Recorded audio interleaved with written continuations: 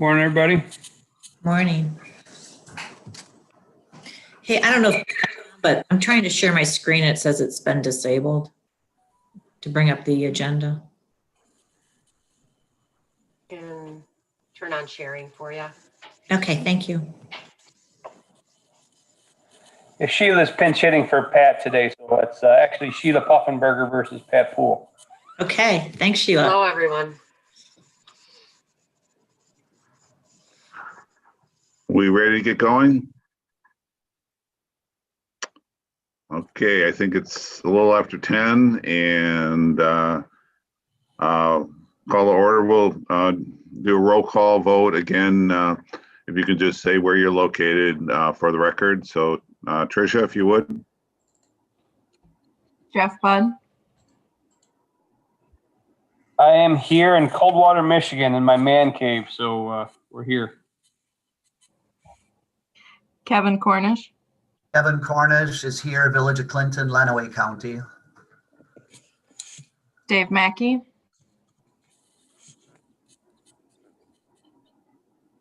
I'm in Hillsdale County, Michigan. Chris Mathis. I'm here in Branch County in the Village of Union City. And Tom Tarkowitz. I'm in here and I'm in Marshall, Calhoun County. So thank you, Tricia. Next is the approval of the agenda with any additions, anything from the board or from Pam to be changed.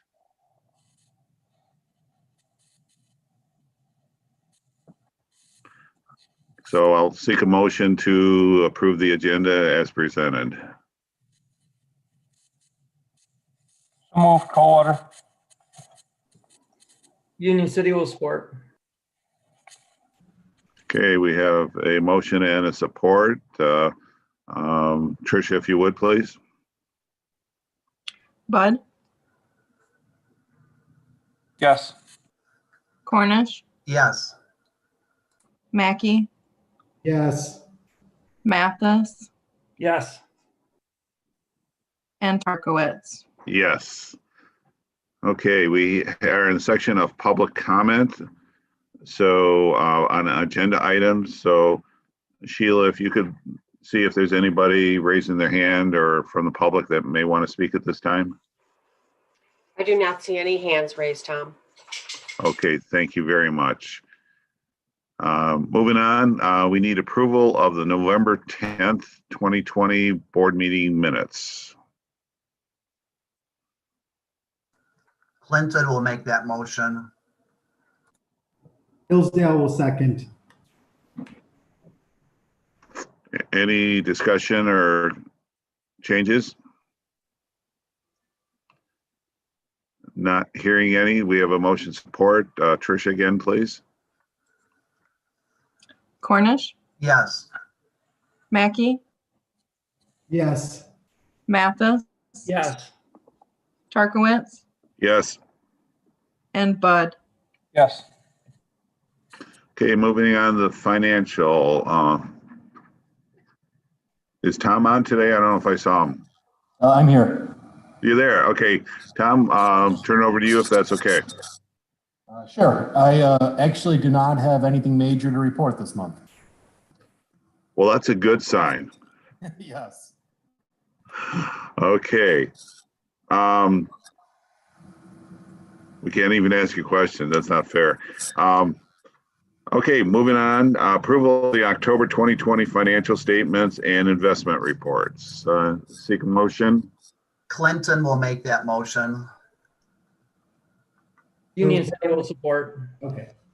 So we have Clinton and Union City, I believe. Any comments?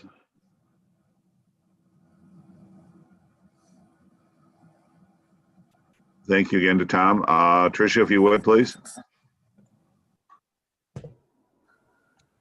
Member Mackey.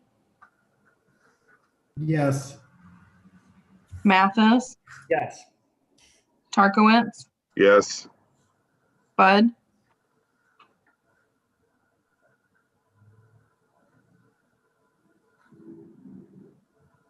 Budd. Yes. Hear me? And Cornish. Yes. Got it. Cornish. Yes. Okay. Thank you. Next on our financial agenda is approval of the October 2020 invoices. Can I seek a motion? Motion by Clinton to approve the invoices. Seconded by Hillsdale. Any questions on the invoices?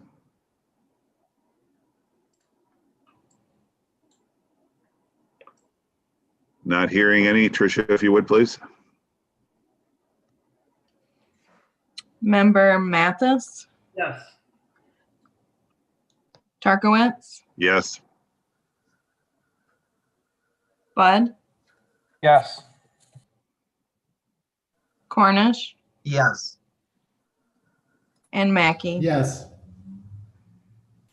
Invoices are approved. General Manager's report. Pam. Thanks, Tom. Scott Keyswater, can you go give us a quick update on generation projects? Sure. I was going to say AFEC, as I mentioned in the general manager report, AFEC did return from its Unit 2 outage on November 16th. It has continued to operate in a 2x2 mode or a full plant mode since that time, operating well. Loads were down Thanksgiving weekend, economics, it was off. We still do continue to operate well through November.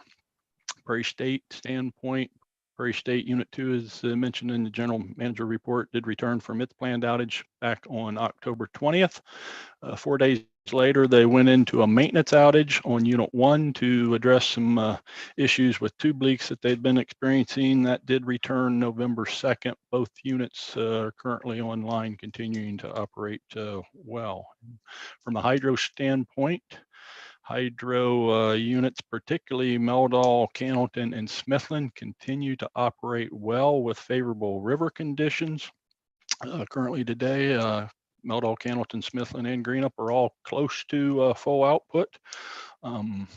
Willow Island actually had been operating based on river conditions. On the northern part of the river, upper part had been limited somewhat on flow.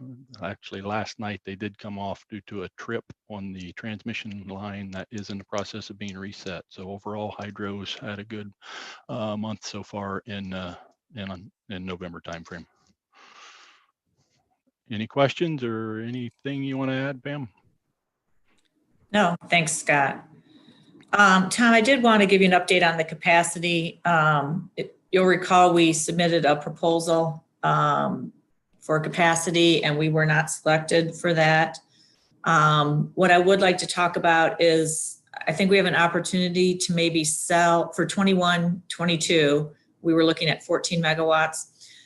We might have an opportunity to sell zone 6 capacity from the hydro units. And then replace it with zone 7. And with that cost differential, I think I can do it within the amount that the board had approved in the proposal.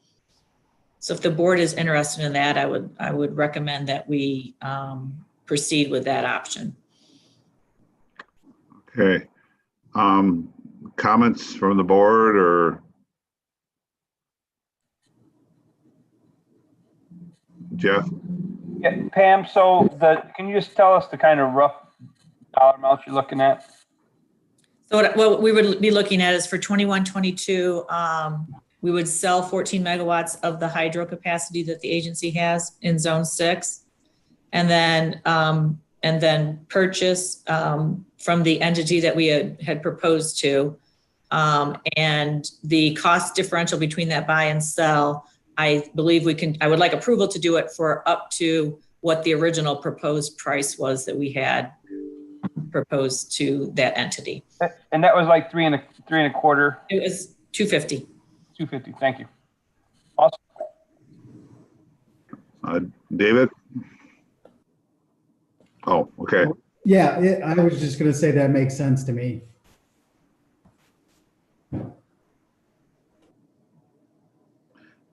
Other comments? Just Jeff? curious, who's the buyer in zone 6 and do they always have needs or is that just a one shot? We're still working on who that counterparty would be. We have a couple that are interested. And yes, I think they would have ongoing needs. So probably during our work session, we will talk about additional, maybe a longer term transaction. Great, thank you. Uh-huh. Any further questions before a motion to allow? Pam, do you feel we need a motion, or do you feel you have the authority already? I think a motion would be good. Okay, Clinton will make a motion to authorize the sale of capacity. I believe you said zone 6. Correct. And then the purchase of equivalent volume in zone 7. Yes, and any other pertinent information you need by motion, please put in if there's Okay, thank you. megawatts or whatever that needs to be in there. That's my motion. Coldwater will second.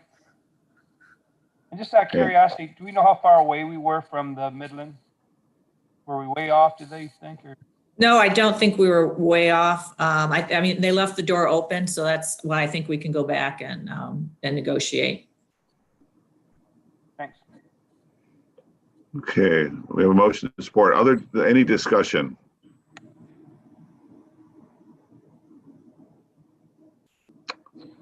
Not hearing or seeing anything. Tricia, will you call the roll, please, on this?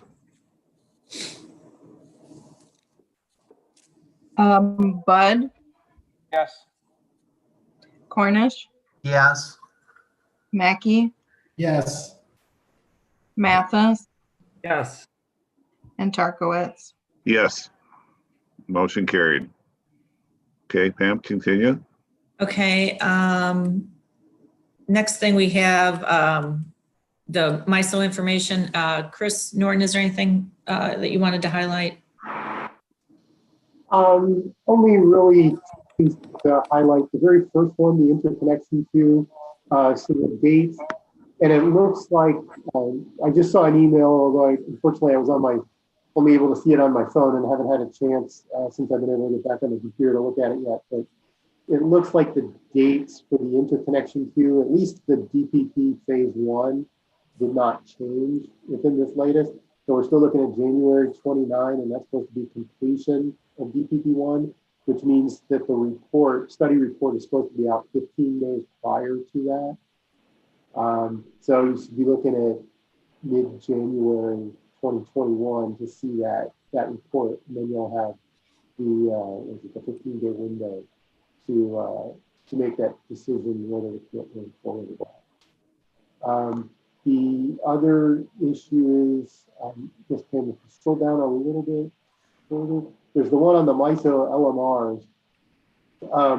There was at the beginning of November, there was a stakeholder vote. MISO's got this proposal to bring in what they call clarifications, which most people view as not clarifications, that would hold individual LMRs to a dispatch response from the operator instead of MISO's overall scheduling instruction to the operator. The stakeholders overwhelmingly voted telling MISO not to do that. What I've been hearing, and one of the things you said is, we're waiting to hear what MISO's response to the stakeholder vote is going to be. It appears that MISO is going to move ahead with that filing anyway. One thing that is said that we won't know until we actually see a transmittal letter of filing, but they'll go ahead with the filing to make the changes, but then ask to not implement the changes until they do this new replacement system to replace the current scheduling system. So we'll have to see if that's really what happens, but that's I guess I'd call that the rumor going around right now. So those are 2 updates or additional material in what was provided. So Chris, what would be the impact to the agency if those changes are accepted? That just means the lower cone, right? Or... On the LMR one, that shouldn't exclude any LMRs. This has more to do with the operation of the LMRs. The way it works is, so MISO will tell an LMR operator, you need to give me 20 megawatts. And then the LMR operator is supposed to tell back respond back to MISO and say, okay, I may have 4 LMRs, A, B, C, and D, and I might, out of that 20 megawatts, I may say, okay, A is going to do 10, B is going to do 10. And, as long as all that stuff happens, everything's fine. But the way MISO is doing the language, and apparently this has happened. I don't know that's ever happened for MSCPA, but it's happened for others where somehow the operator messes up, and instead of responding back 10 for A and 10 for B, they put in 20 for A and 20 for B. And what stakeholders have been arguing to MISO is, well, wait a second, you only said you needed 20. If I told you I'm going to give you 40, you should measure my performance to the 10 that you said, or the 20 you said you needed. And MISO saying, no, if you respond back 20 and 20, then I'm going to hold you to 40 and I'm going to charge you a penalty if you don't make that 40. So that's where this comes in more operationally. I don't think it will, I guess it could cause some people to be a little more cautious with LMRs, but I don't really see people not registering LMRs from it. So it shouldn't be a big hit on or change the capacity prices. It's more the risk that you have of performance.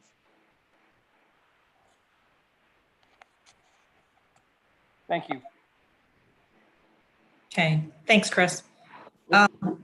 Last thing in the report, Tom, was the regular notice for the regular meetings. And I just picked the first Thursdays of each month unless it was a holiday.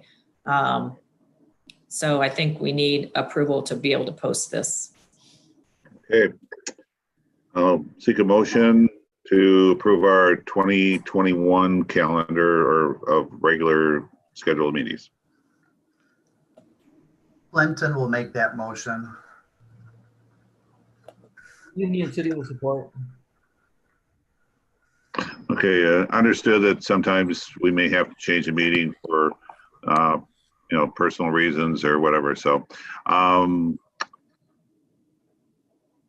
Tricia, will you call the roll on approval of the 2021 board meeting dates? Member Cornish, Yes. Member Mackey, Yes. Member Mathis, Yes. Member Tarkowitz, Yes. and Member Bud. Yes. Okay, we have a schedule for next year. Are we going to go back to COLR peaking project? Or is there anything? We don't have anything new to report other than what Chris just reported. That, yeah, the queue schedule did not change this month. So. Okay. On the Marshall Energy Center, Ed, were there any contacts with MEC since the last board meeting?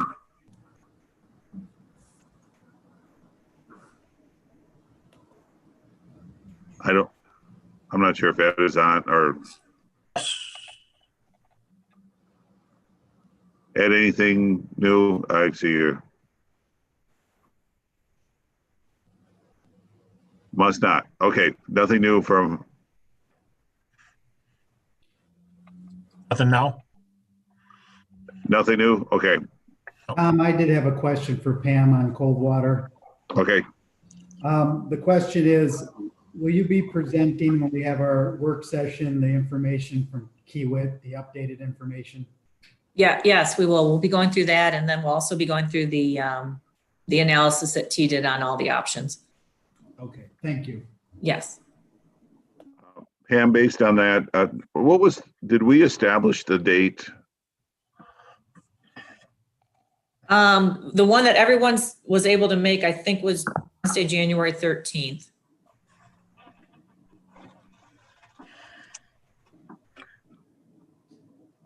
That's still good for everyone? I'm double checking right now. Okay. And we just need to decide on a start time, I guess.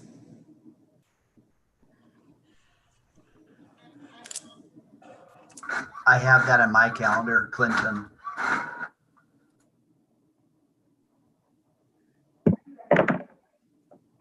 We're good. Pretty sure. Okay. What about start time? Is 10 o'clock sufficient? Are we, I guess, not knowing what's going to be happening January 13th, but are we going to try to do this in person if allowed, or were we going to try to do the work session Zoom, which I know will be difficult, but any thoughts? We'd rather do it in person.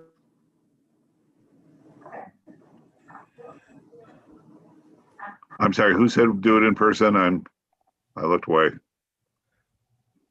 Hillsdale said we would prefer in person if allowed. Okay, I would agree. I think we'll be talking the Union City transmission values and all that. So let's plan. Jeff, can we use your facility again, or? Yeah, that shouldn't be a problem. And I think all of our audio visual should be all set. So we can all meet, the board can meet in person and still have the public meet electronically if somebody wanted to. So we would just limit the attendance in person to board only, and then anybody else who wanted to sit and listen could Zoom in. I think that will be up and operational by that time. All right. Well, let's plan 10 o'clock, January 13th at Coldwater. I have one more question on the core peaking.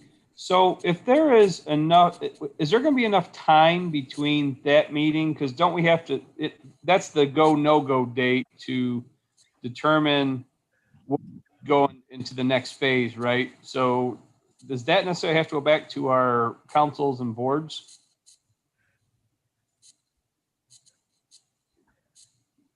Yeah, that is, well, that's the, when we have to make another deposit. So I don't know if that needs to go back to your boards or not. Yeah. Oh, yeah. Okay. I guess technically it's just a deposit, but that's the date at which we lose our money is January 29th. Technically, if we decide not to move forward. We'll start spending more dollars. Yes. Yes. Okay. Yes. Okay. Thanks. Yeah, Clinton will have to bring it before our board before we make a decision, to spend more or to go ahead. But if we're going to meet on the 13th, Clinton will likely just have to schedule whatever the second Monday meeting is, or third. Okay. All right. We have a date.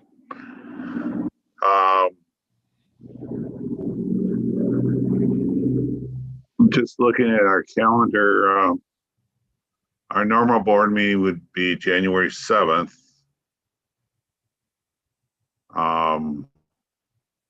Is this will we have our normal meeting on, or are we canceling the 7th? I can't remember exactly what we talked about on this, about January 7th.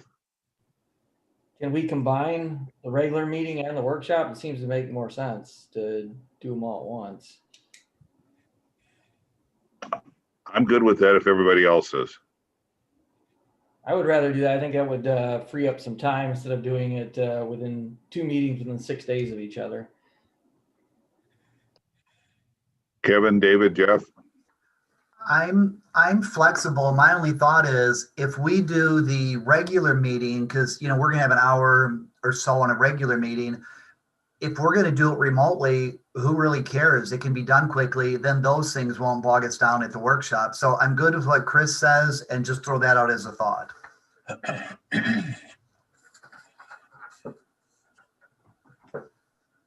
Very flexible. Just don't put a lot of items on the agenda. We could be in and out real quick on that matter too. I'd be flexible either way. My gut reaction was if we combine them all in one, it seems save time, but I wouldn't complain if we did them 2 different days. No one's complaining, so it works for me.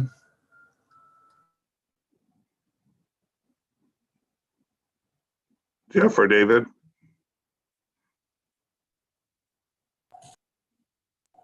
I have no preference, to be honest with you. It seems if we want to say, the workshop, we don't as long as we keep the board meeting sheet short, it doesn't matter. But if it all of a sudden the board goes long, that could be a problem for time. We got some big issues to discuss. So Just watching today, which I think we had a light agenda, and I'm assuming January could be the same thing. We're at 25 minutes right now, so I think like this, I agree. If it's like this, it's no big deal. Just depends on what's going to be on the January board meeting. okay. Tom, that's our thought as well. If we have an agenda like today, it would make sense to combine. Okay, so what we'll do is start at 10 o'clock. We'll start with our normal agenda and adjourn that meeting and then go into our work session and get into the topic. So sound good, Pam, if that works for you? Yeah, so I'll change that what we just approved for the regular board meeting and change it to January 13th. Okay, yep, got it. Okay, good. All right.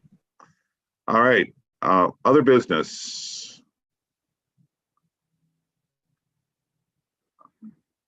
Okay, is there any, Sheila, is there anybody who's come on that would have public comment on non-agenda items? Yes, there is.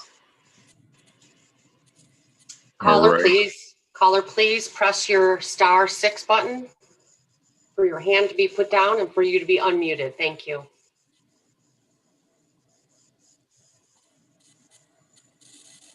And go ahead, and if you could introduce yourself.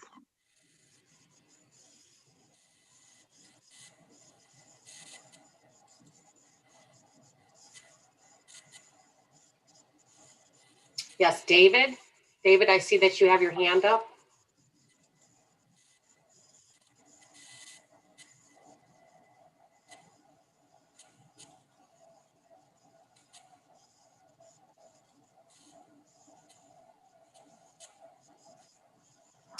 The caller is gone. Okay. All right. Tom, that was actually me who had my hand up. Oh, okay. All right. So I put my hand down. So. Okay. Oh, gotcha. All right. Great. Thank you, Dave. Hey, okay. Tom, sorry to, on the budget workshop meeting, let me think through that for a second. So if I think we can meet in person as long as the public has access, correct? That is correct. So we don't have to allow them into the building, right? That is correct. Okay. I will check that, make sure we're up. And we do have all the proper safeguards because we can socially distance on the inside. So I think with our new system, it will be hopefully easy to run this way. So I think hopefully we're good. Sheila, do you have any thoughts on that? I agree with you, Jeff. Thank you. Okay. All right, moving on to commissioner comments and members municipal update. Village of Clinton. In order to keep things concise, just status quo. Thank you. Well, thank you. Village Union City. I have 2 hours worth, so I'll start now. No, I'm kidding. I got that. The only thing we just hired a new Department of Public Works supervisor. Our Department of Public Works supervisor is retiring in January. So we're starting a new person there. It just started today. So that's really all I got. Good, good. City Coldwater.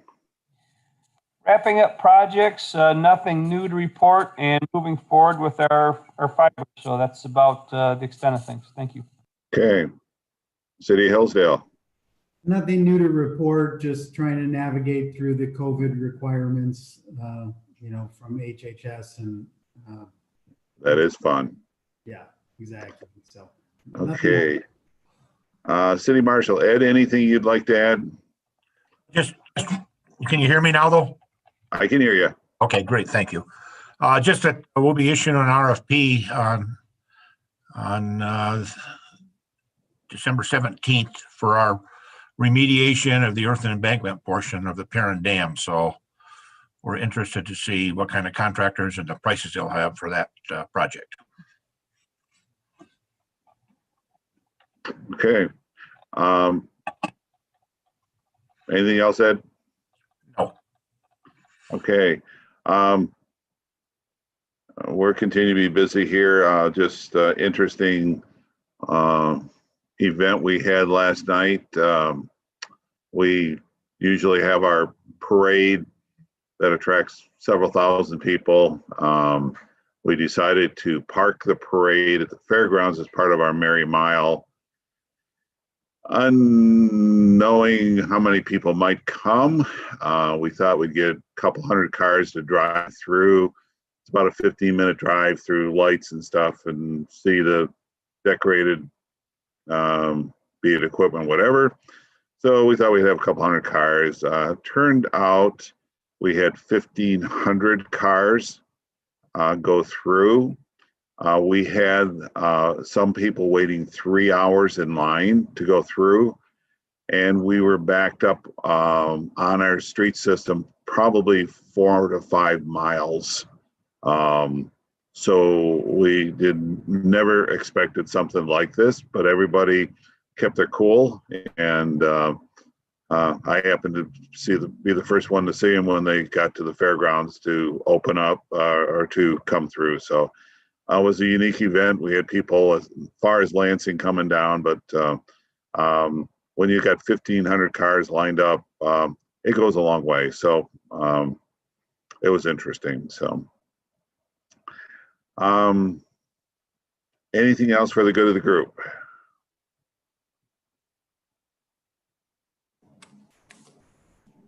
Here. Thanks, Tom. David? Oh, I was just going to say, Tom, we did something similar to that for Halloween, and we had the same experience. They had to close it down because there were so many cars lined up. And we're going to be doing a similar light show at our fairgrounds as well, and we're expecting a big turnout. People are just craving to get out and do something, I think.